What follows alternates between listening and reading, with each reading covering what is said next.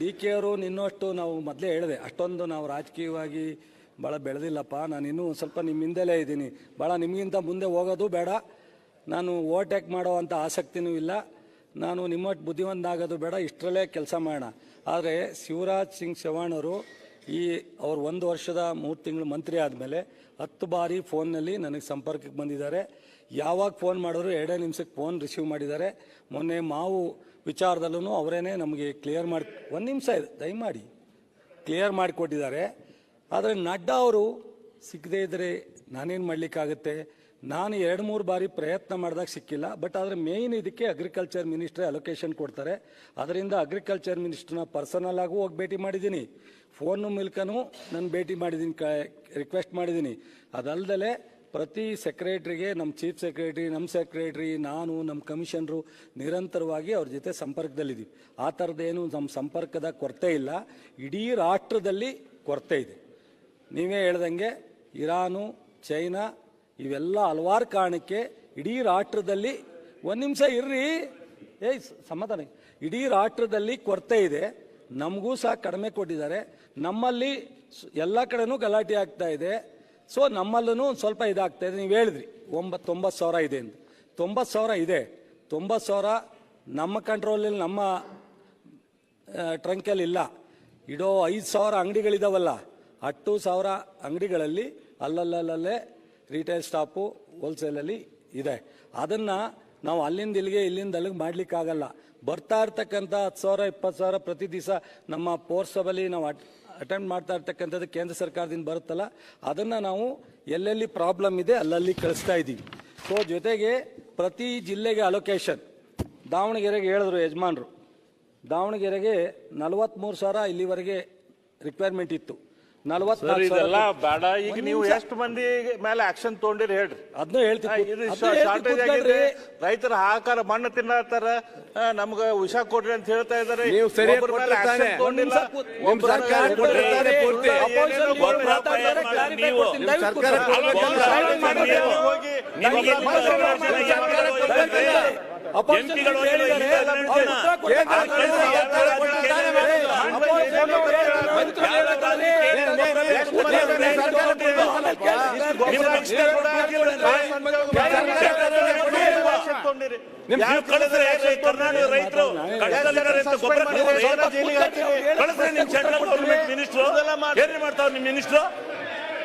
ಬರೀ ಸ್ಟೇಟ್ ನೇ ಹೇಳ್ತೀರ ನೀವು, ಕಳಿಸ್ರಿ ಮೊದಲು ಸ್ವಲ್ಪ. ನಿಮ್ಗೆ ಅರ್ಥ ಆಗುತ್ತೆ, ನಿಮಗೆ ಅರ್ಥ ಆಗೋದು ಎಲ್ಲ ಏನು ಸ್ಟೇಟ್ ಗವರ್ನಮೆಂಟ್ ಜಾರಿಗೆ ಹಾಕಿತಾ ಇದ್ರಲ್ಲ, ನೀವೇ ನೆನಪಿಗಳಲ್ಲಿ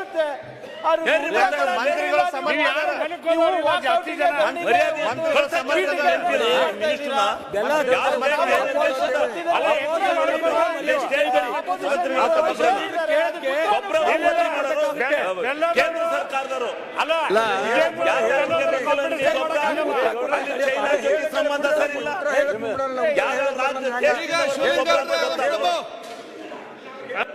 ಮಾತಾಡಿ ಹಂಗಲ್ಲಣ್ಣ, ಇದೆ ಅಂತದ್ದು ಲೀಡ್ರು.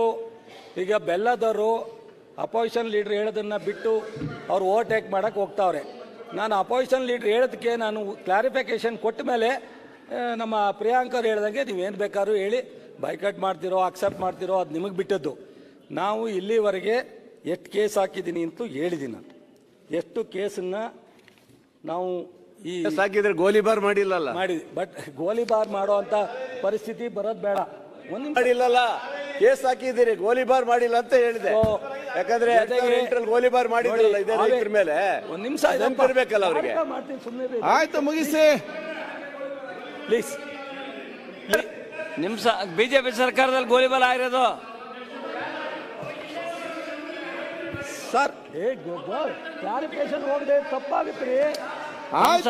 ಗೋಲಿಬಾರ್ ಆಗಿದೆ. ಗೋಪಾಲ್ ಕೇಶ್ ಬೇಲೂರ್ ದಯವಿಟ್ಟು ಕೂತ್ಕೊಳ್ಳಪ್ಪ. ನೋಡಿ, ಹಾವೇರಿನಲ್ಲಿ ಅತ್ಯಂತ ಹೆಚ್ಚು ಬೇಡಿಕೆ ಮತ್ತು ಹೋರಾಟ ನಡೀತಾ ಇರ್ತಕ್ಕಂಥದ್ದು. 53,000 ಬೇಡಿಕೆ ಇತ್ತು, 61,000 ಕೊಟ್ಟಿದ್ದೀವಿ. ಈ 9,000 ಅಶೋಕ್ ಅವರೇ ದಯಮಾಡಿ ಕೇಳಬೇಕು. 90,000 ಇರೋದು ನಾವು ಟ್ಯಾಕ್ಸ್ ಎಲ್ಲೋ ನಮ್ಮ ಕಂಟ್ರೋಲ್. 96,000 90,000 ಇರಲಿ, ನಮ್ಮ ಕಂಟ್ರೋಲೇ ಅಲ್ಲ. ಇಡೀ ರಾಜ್ಯದಲ್ಲಿ 5,000 ಅಂಗಡಿಗಳೇನಿದೆ ಅಲ್ಲಿರುತ್ತೆ. ಆದರೆ ಪ್ರತಿನಿತ್ಯ ನಾವು ಪ್ರಯತ್ನ ಮಾಡಿ ಕೇಂದ್ರದಿಂದ ತರಿಸ್ತಾ ಇದ್ದೀವಲ್ಲ, ಅದನ್ನು ಎಲ್ಲೆಲ್ಲಿಗೆ ಹೋಗಬೇಕು, ಎಲ್ಲಿ ಪ್ರಾಬ್ಲಮ್ ಇದೆ ಅಂತ ನೀವು ಹೇಳಿದ್ರಿ. ನಾಳೆಯಿಂದ ಕ್ಯೂ, ನೀವು ನಾಳೆಯಿಂದ ದಯಮಾಡಿ ಹೆಚ್ಚು ಈ ಥರದಕ್ಕೆ ರಾಜಕಾರಣನ ನಾನು ಮಾಡಲ್ಲ ನೀವು ಮಾಡಲ್ಲ ಅಂತ ಹೇಳಿದ್ರಲ್ಲ, ಅಲ್ಲಲ್ಲ ನೀವು ಮಾಡಲ್ಲ ನಾವು ಮಾಡಬೇಡಿದ್ರಲ್ಲ, ಮಾಡದೇ ಇದ್ದರೆ 50% ನಾಳೆಯಿಂದನೇ ಕಡಿಮೆ ಮಾಡ್ತೀವಿ. ಕೆಲವ್ರು ಏನಾಗುತ್ತೆ, ಇಲ್ಲಿ ಯಾರೋ ಹೇಳಿದ್ರು, ಒಬ್ಬ ರೈತರ ಅವ್ರು ಬೇಕಾಗಿರೋದಕ್ಕಿಂತ 4 ಪಟ್ಟು ತೊಗೊಂಡೋಗಿದ್ದಾನೆ ಅಂತ. ಸೊ ಇದೆಲ್ಲ ಯಾಕೆ ಪ್ಯಾನಿಕ್ ಆಗಿ ನಾಳೆ ಬೇಕಾಗೋದು ಇವತ್ತೇ ಹೋಗೋದು, ಸೆಪ್ಟೆಂಬರಲ್ಲಿ ಬೇಕು ಅಂದರೆ ಇವತ್ತೇ ಹೋಗೋದು, ಈ ಥರದ್ದೆಲ್ಲ ಆಗ್ತಾ ಇದೆ. ಇದೆಲ್ಲ ಆಗದೇ ಇದ್ದರೆ ಯಾವ ಗಲಾಟೆ ಇಲ್ದಂಗೆ ನೋಡ್ಕೋತೀವಿ. ಇವತ್ತು ಸಹ ನಾನು ಸಾಯಂಕಾಲ ಮತ್ತೆ ಕೇಂದ್ರ ಸಚಿವರ ಜೊತೆ ಮಾತಾಡೋ ಪ್ರಯತ್ನ ಮಾಡಿ. ನಾವೇನು ಸ್ಟ್ರೈಕ್ ಮಾಡಬೇಕು ಅಂತ ನಮ್ಮ ಅಧ್ಯಕ್ಷರೇನು ಮಾಡಲಿಲ್ಲ. ಜನ ಎಲ್ಲ ಬೀದಿ ಬಂದು ರೈತರು ಸ್ಟ್ರೈಕ್ ಮಾಡಿದಾಗ ನಾವು ವಿರೋಧ ಪಕ್ಷವಾಗಿ ನಾವು ಮಾಡಬೇಕು. ನೋಡಿ, ಅವ್ರು ಮಾಡಿಲ್ಲ ಅಂದ್ರೆ ನಾವ್ ಹೆಂಗೆ? ಆಯ್ತು, ಅದು ಬಿಡಿ, ಮುಗಿಸಿ ಆಯ್ತಲ್ಲ, ಕ್ಲಾರಿಫಿಕೇಶನ್ ಕೊಟ್ಟರಲ್ಲ, ಮುಗಿತಲ್ಲ. ಅಲ್ಲ ಆಯ್ತು, ಈಗ ನೆಕ್ಸ್ಟ್ ನೀವು ನೀವು ಗೊಬ್ಬರ ಕೊಟ್ರೆ ಗೊಬ್ಬರ ಕೊಡೋರು ನೀವು, ಕೇಂದ್ರದವ್ರು ಗೊಬ್ಬರ ಕೇಂದ್ರದಿಂದ ಗೊಬ್ಬರ ಕೊಡೋರು ನೀವು, ನೀವೇ ಸ್ಟ್ರೈಕ್ ಮಾಡೋದಾ? ನೀವೇ ಸ್ಟ್ರೈಕ್ ಮಾಡ್ತೀರಿ. ಕೊಡಿ ಗೊಬ್ಬರ, ಕೇಂದ್ರ ಗೊಬ್ಬರ ಕೊಡ್ರಿ ಅಂತೀವಿ. ಸಮಸ್ಯೆನೇ ಬರಲ್ಲ.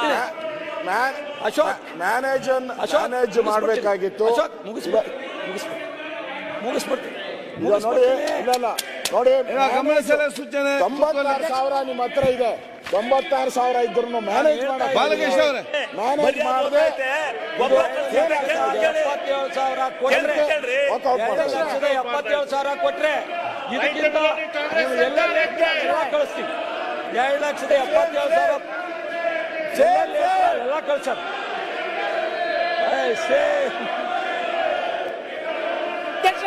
ಹಾಸನ ಜಿಲ್ಲೆದು ಈಗ ಮೆಕ್ಕೆಜೋಳಕ್ಕೂ ನೀವು ಬಿಟ್ಕೊಡಿ ನೋಡಿ, ಅದಕ್ಕೆ ಉತ್ತರನೇ ಇಲ್ಲ.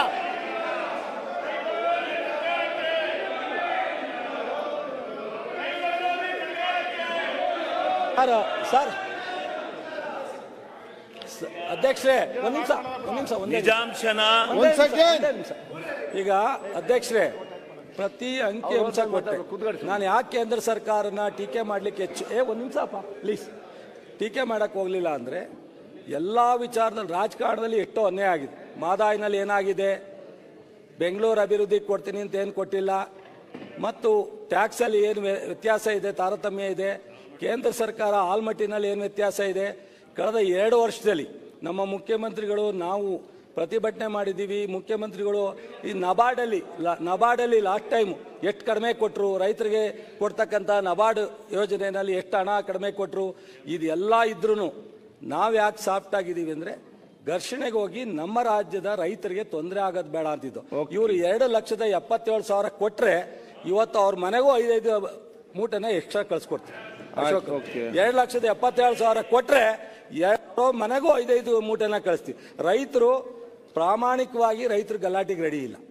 ಇವರು ಅದನ್ನ ಬೇಕು ಅಂತ ಪ್ರವೋಕ್ ಮಾಡಿ ಇವತ್ತು ನನ್ನ ಹತ್ರ ಖಾಸಗಿಯಾಗಿ ಮಾತಾಡ್ತಾರೆ. ಜ್ಞಾನೇಂದ್ರ ಅವರು, ನಮ್ಮ ಶಿವಮೊಗ್ಗದಲ್ಲಿ ಯಾವುದೇ ಸಮಸ್ಯೆ ಇಲ್ಲ ಸರ್, ಬಟ್ ಆದರೆ ನಾವು ಅಲ್ಲಿ ರೈಸ್ ಮಾಡಿಬಿಟ್ಟಿದ್ದೀವಿ, ನಮ್ಮ ಅಧ್ಯಕ್ಷರು ಸ್ಟ್ರೈಕ್ ಮಾಡಿಬಿಟ್ಟಿದ್ರು, ನಾನು ಇವತ್ತು ಇಲ್ಲಿ ರೈಸ್ ಮಾಡದೇ ಇದ್ರೆ ತಪ್ಪಾಗುತ್ತಲ್ಲ ಅಂತ. ಈ ಥರದ ಮನಸ್ಥಿತಿ ಇಟ್ಕೊಂಡು ಮಾಡೋವಂಥ BJP ಅವ್ರಿಗೆ, ಕೇಂದ್ರ ಸರ್ಕಾರದಲ್ಲಿ ಕರ್ನಾಟಕದ ಮಲತಾಯಿ ತೋರ್ತಕ್ಕಂಥವ್ರಿಗೆ ನಾವು ಯಾವ ರೀತಿ ಹೇಳೋಕ್ಕಾಗುತ್ತೆ ಇದರಿಂದ? ಆಮೇಲೆ ನಾನು ಮಂತ್ರಿಯಾಗಿ 28 ಜನ ಮತ್ತು ರಾಜ್ಯಸಭಾ ಮೆಂಬರ್ಗೆ 8 ಜನಕ್ಕೆ ಪತ್ರ ಬರೆದಿದ್ದೀವಿ. ಕಾಪಿ ಇದೆ, ಕಳಿಸ್ಕೊಡ್ತೀನಿ ನಿಮಗೆ. ಮಂತ್ರಿಗಳಿಗೆ ಲೆಟ್ರ್ ಬರೆದಿದ್ದೀವಿ.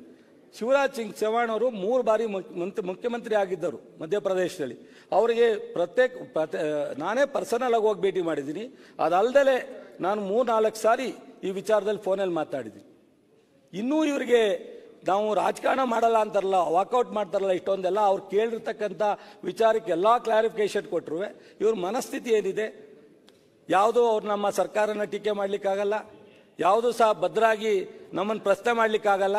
ಯಾವುದೋ ಒಂದು ಸಿಕ್ಕದನ್ನ ಗಾಳಿಲಿ ಗುಂಡೋಡಿಯೋ ಥರ ಈ ರಾಜಕಾರಣ ಮಾಡೋರಿಗೆ, BJP ಅವ್ರಿಗೆ, ರಾಷ್ಟ್ರದ BJP ಆಗಲಿ ರಾಜ್ಯದ BJP ಆಗಲಿ, ಇವ್ರಿಗೆ ಈ ರಾಜ್ಯದ ಜನರೇ ರಾಷ್ಟ್ರದ ಜನರೇ ಬುದ್ಧಿ ಕಲಿಸ್ಬೇಕೇ ವಿನ ನಾವ್ಯಾರು ಸಹ ಇವ್ರಿಗೆ ಬುದ್ಧಿ ಕಲಿಸೋಕ್ಕಾಗಲ್ಲ.